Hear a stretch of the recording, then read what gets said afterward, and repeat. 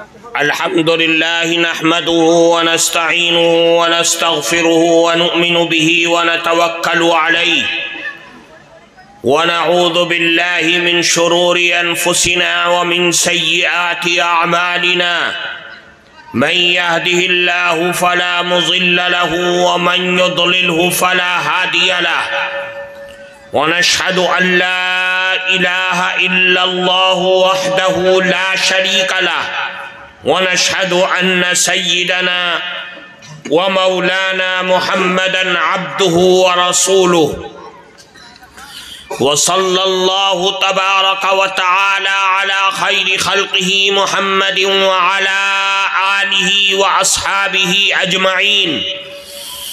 أما بعد، فقد قال الله تبارك وتعالى في القرآن المجيد: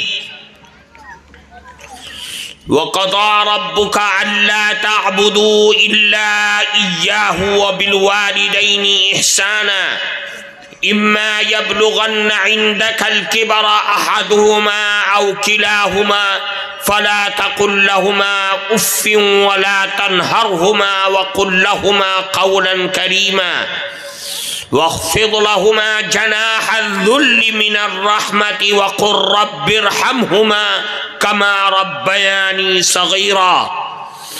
وقال النبي صلى الله عليه وسلم: إن الله يزيد في عمر الرجل ببر والديه أو كما قال رسول الله صلى الله عليه وسلم.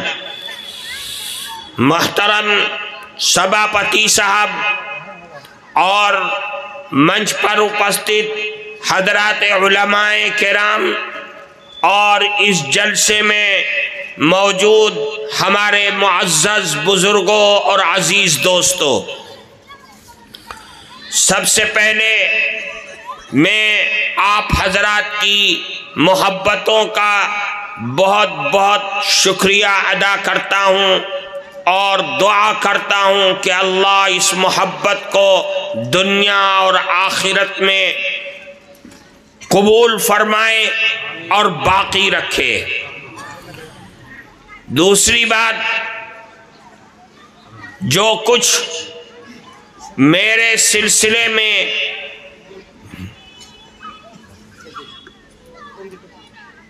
نظم کے عنوان سے ہمارے ایک ساتھی نے پڑھی ہے،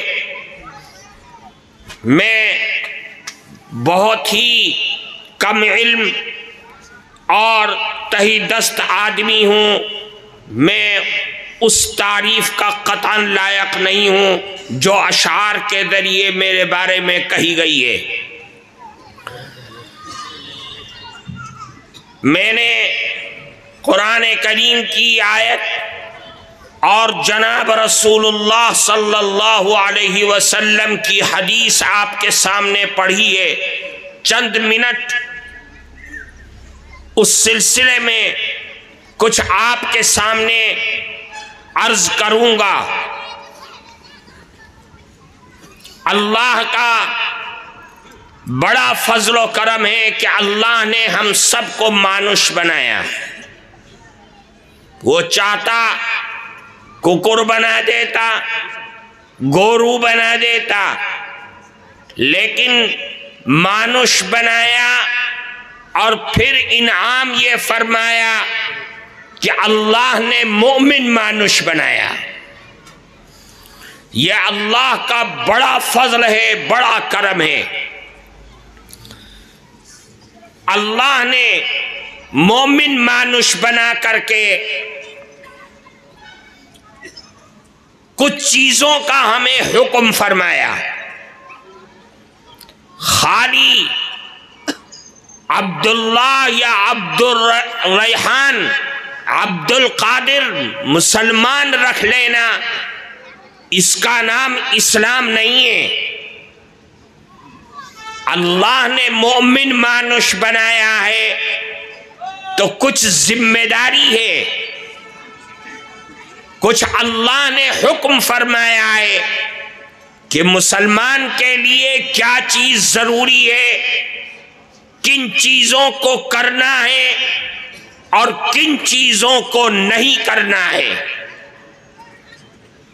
دو چیزیں ہیں، ایک حقوق اللہ یعنی اللہ کے جس نے ہمیں پیدا کیا ہے، جو ہمارا پربھو ہے، اس اللہ کے کیا حق ہے ہم پر، وہ اللہ ہم سے کیا چاہتا ہے وہ سمجھنا۔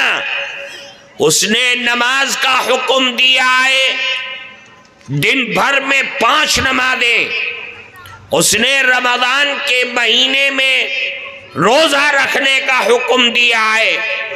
اس نے طاقت پر، صلاحیت کی بنیاد پر عمر بھر میں 1 مرتبہ حج کرنے کا حکم دیا ہے، قرآن پڑھنے کا حکم دیا ہے۔ یہ تمام چیزیں حقوق اللہ ہیں، اللہ کے حق ہیں جو ہم پر لاگو ہوتے ہیں۔ اس کے علاوہ حقوق العباد ہیں، یعنی بندوں کے حق۔ اللہ کے حق میں کوتاہی ہوگی تو اللہ سے توبہ کرو گے، وہ کوتاہیاں ختم ہو جائیں گی، اللہ معاف کر دے گا۔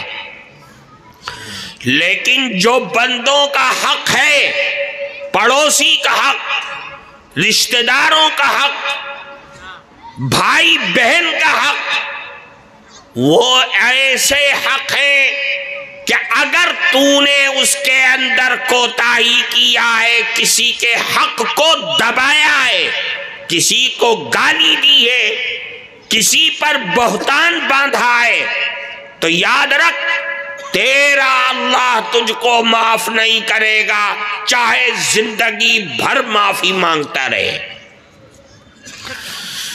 جب تک کہ جس کا حق لیا ہے اس کا حق ادا نہ کر دے، اللہ اس کو معاف نہیں کر سکتا۔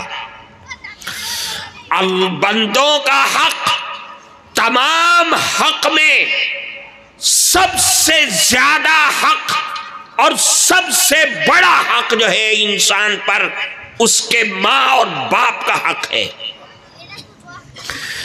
ماں اور باپ کا حق کیا ہے، اس کی عظمت اور اس کا مقام کیا ہے۔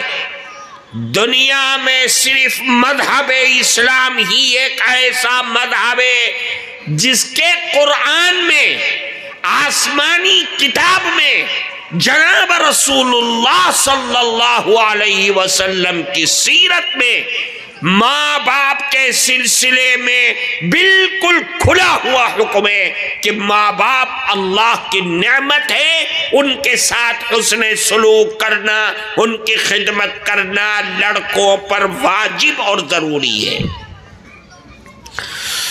ماں باپ کون لوگ ہیں؟ وہ کہ جو تیرے لیے دنیا میں آنے کا ذریعہ بنے۔ تو ان ماں باپ کی خدمت کر۔ اگر تو نے ماں باپ کی خدمت میں کوتاہی کی تو یاد رکھ تیرے لیے اللہ کی بنائی ہوئی جہنم تیار ہے۔ اللہ کے نبی نے فرمایا صاف طریقے سے، فرماتے دیکھ، رضا الرب فی رضا الوالد وسخط الرب فی سخط الوالد۔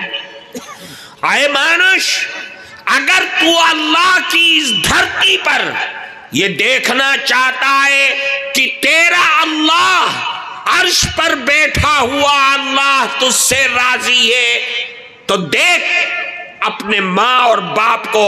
اگر یہ ماں باپ تجھ سے راضی ہے تو سمجھ لے کہ تیرا پربھو، تیرا اللہ بھی تجھ سے راضی ہے۔ اور اگر یہ ماں باپ ناراض ہیں، تجھ سے خفا ہیں، تجھ سے پریشان ہیں، تو یاد رکھ تیرا اللہ بھی تجھ سے ناراض ہے، تیرا اللہ تجھ سے خوش نہیں ہے۔ پتہ یہ چلا کہ ماں باپ اگر خوش ہیں تو اللہ خوش ہے، اگر ماں باپ ناراض ہیں تو تیرا اللہ بھی تجھ سے ناراض ہے۔ ماں باپ تو بہت بڑی دولت ہے۔ اللہ کے نبی نے فرمایا ان اللہ یزید فی عمر الرجل ببر والدیہ، اللہ تعالی ماں باپ کے ساتھ حسن سلوک اور محبت کی بنیاد پر انسان کے عمر میں برکت پیدا فرما دیتا ہے، زندگی میں برکت پیدا فرماتا ہے، کاروبار میں برکت پیدا فرماتا ہے۔ اگر یہ ماں باپ خوش ہیں اور تو نے خدمت کر کے ان کو راضی کر لیا تو یاد رکھ تیری عمر میں، تیرے کاروبار میں، تیرے بچوں میں، تیری ہر زندگی کے ہر لمحے میں خیر اور برکت ہی برکت ہوگی۔ یہ اللہ کے نبی کا وعدہ ہے۔ اللہ نے قرآن میں جہاں حکم فرمایا میری عبادت کرو، وہی یہ بھی حکم فرمایا کہ اپنے ماں باپ کے ساتھ حسن سلوک کا معاملہ کرو۔ کیا عجیب شان ہے۔ اللہ نے قرآن میں فرمایا وَقَضَىٰ رَبُّكَ أَلَّا تَعْبُدُوا إِلَّا إِيَّاهُ وَبِالْوَالِدَيْنِ إِحْسَانًا، کہ اللہ کی عبادت کرو، اللہ کے علاوہ کسی کی عبادت نہ کرو، اور والدین کے ساتھ حسن سلوک کا معاملہ کرو، محبت کا معاملہ کرو۔ اما یبلغن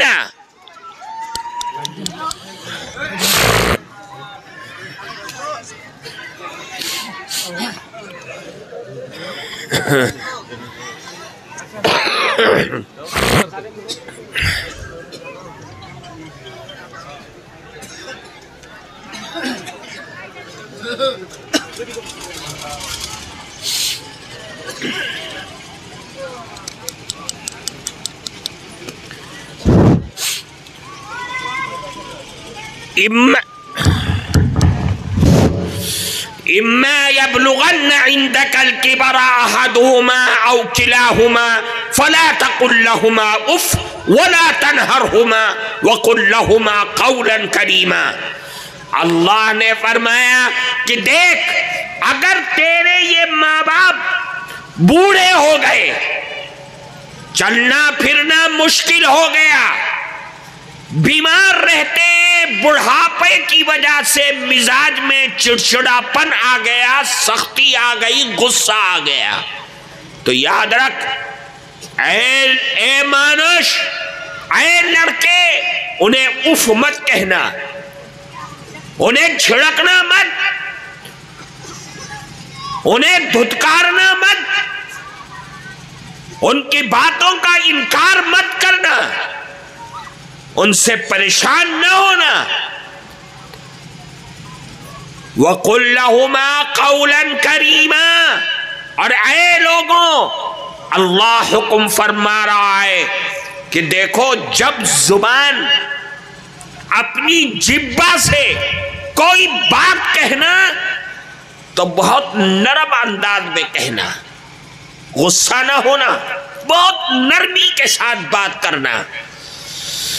اور پھر دوسری آیت میں فرماتا ہے وَقُلْ رَبِّ ارْحَمْهُمَا كَمَا رَبَّيَانِي صَغِيرًا، ان ماں باپ کے سلسلے میں اگر زبان کھولنا تو یہ کہنا اے پروردگار میرے ان بوڑھے ماں باپ پر رحم فرما، جس طریقے سے انہوں نے بچپن میں میرے حال پر رحم فرمایا تھا، میری تربیت کی تھی، خود گیلے رہتے تھے اور مجھے سوکھا رکھتے تھے، خود بھوکے رہتے تھے، میرے پیٹ کو بھرا کرتے تھے۔ یہ ماں باپ ہیں، اللہ نے قرآن میں حکم فرمایا۔ ایک صحابی اللہ کے نبی کے پاس آئے اور عرض کیا کہ اے اللہ کے نبی یہ بتائیے کہ میں حسن سلوک، محبت اور خدمت کا معاملہ کرنا چاہتا ہوں، کس کے ساتھ کروں؟ اللہ کے نبی نے فرمایا اپنی ماں کے ساتھ محبت کا معاملہ کر۔ خدمت کا معاملہ کر۔ کہ پھر اس کے بعد پھر یہی فرمایا اپنی ماں کی خدمت کر۔ کہ پھر یہی فرمایا اپنی ماں کی خدمت کر۔ کہ پھر اس کے بعد اللہ کے نبی نے چوتھی مرتبہ فرمایا ثم اباک فادناک ادناک، پھر اپنے باپ کی، اگر باپ نہیں ہے تو باپ کے درجے میں چچا ہے، تایا ہے، ان کی خدمت کر۔ غور کریے، اللہ کے نبی نے 3 مرتبہ فرمایا کہ اپنی ماں کی خدمت کر، اپنی ماں کی خدمت کر، اپنی ماں کی خدمت کر۔ کیوں فرمایا؟ قرآن میں جاؤ دیکھو، اللہ نے قرآن میں 3 باتیں فرمائی ماں کے سلسلے میں جو دنیا کا کوئی باپ اس میں شریک نہیں ہو سکتا۔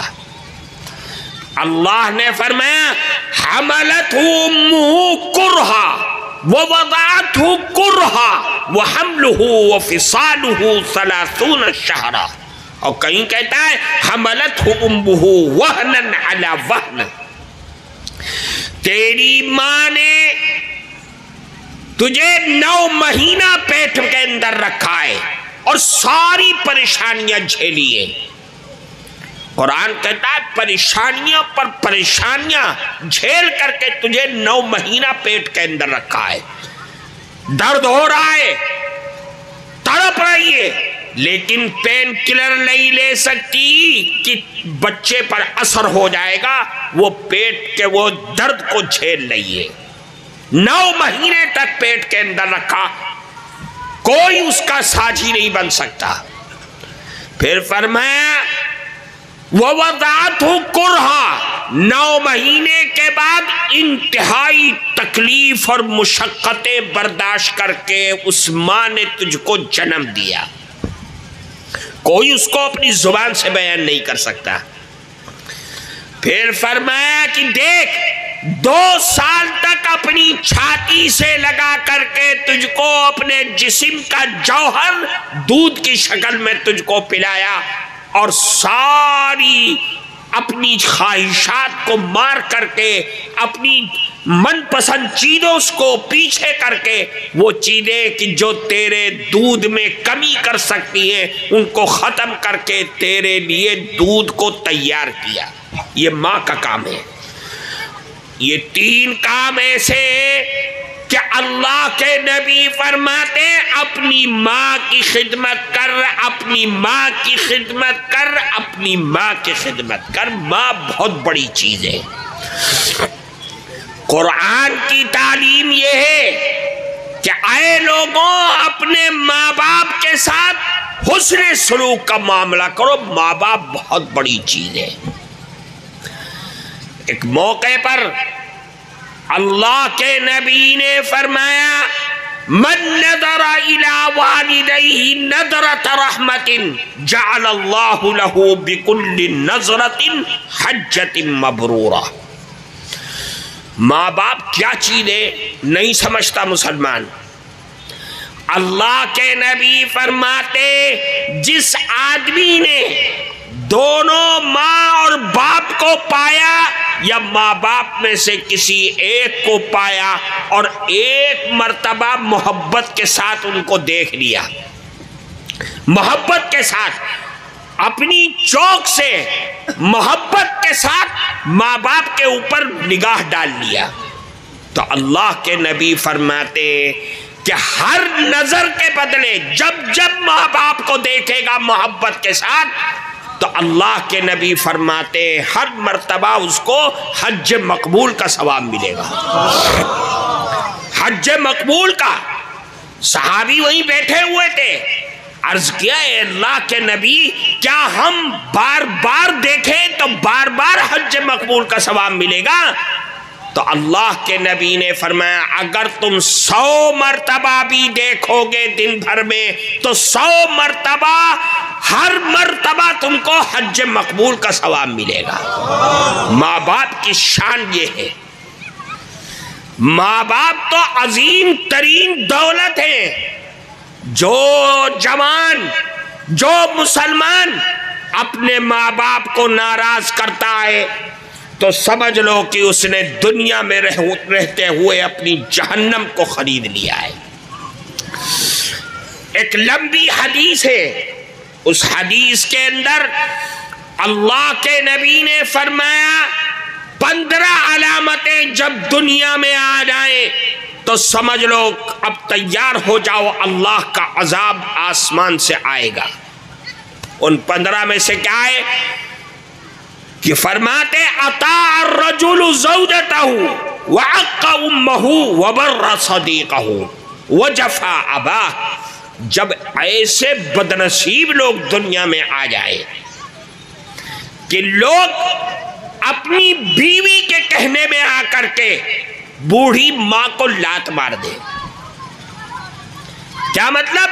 یعنی بیوی کے کہنے میں آ کر کے بوڑھی ماں کو چھوڑ دیا، بوڑھی ماں پر غصہ کرنے لگا، بوڑھی ماں کو لاوارث بنا دیا تو نے اپنی بیوی کے کہنے میں آ کر کے۔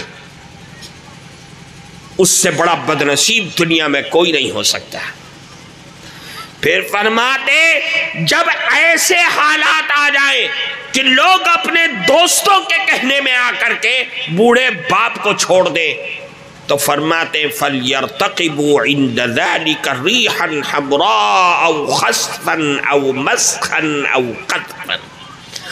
اب انتظار کرو جب ایسے بدنصیب لوگ دنیا میں پیدا ہو جائیں، اب انتظار کرو کہ اللہ آسمان سے آگ کی بارشیں برسائے گا، آندھیاں چلیں گی، زمین پھٹے گی، زندہ لوگ دفن ہو جائیں گے اور تمہاری صورتیں سوروں اور کتوں جیسی ہو جائیں گی۔ ماں باپ کی نافرمانی۔ ایک حدیث ہے اللہ کے نبی مسجد نبوی میں تشریف فرمائے، آپ پہلی منبر کی سیڑھی پر چڑھے اور زور سے آمین کہا، دوسری پر چڑھے زور سے آمین کہا، پھر تیسری پر چڑھے زور سے آمین کہا۔ جبرائیل امین یہ کہہ کر کے چلے گئے، کیا کہا کچھ پتہ نہیں، اللہ کے نبی آمین کہہ رہے ہیں۔ جب نیچے اترے تو صحابہ کرام نے پوچھا اللہ کے نبی آپ نے آمین کیوں کہا، کیا بات تھی؟ تو اللہ کے نبی نے جواب دیا جب میں پہلی سیڑھی پر چڑھا تو جبریل امین آئے اور انہوں نے بد دعا دی کہ وہ انسان کہ جس نے زندگی میں رمضان کا مہینہ پایا اور روزہ نہیں رکھا وہ بدنصیب ہے، اللہ کی رحمت سے دور ہے وہ انسان۔ پھر فرمایا کہ وہ انسان کہ جس کے سامنے آپ کا ذکر کیا جائے اور وہ درود پاک نہ پڑھے اس سے بڑا بدنصیب کوئی نہیں ہے۔ میں نے آمین کہا۔ پھر تیسری بد دعا دی، وہ انسان وہ ویکتی جس نے بوڑھے ماں باپ کو دونوں کو یا دونوں میں سے کسی ایک کو پایا اور وہ ان کی خدمت کرتے کرتے جنت نہ حاصل کر سکا، اللہ کی لعنت ہو ایسے انسان پر۔ اللہ کے نبی نے آمین کہا۔ جبریل امین جو فرشتوں کے سردار ہیں وہ بد دعا دے رہے ہیں، اللہ کے نبی جو تمام نبیوں کے سردار ہیں وہ آمین کہہ رہے ہیں۔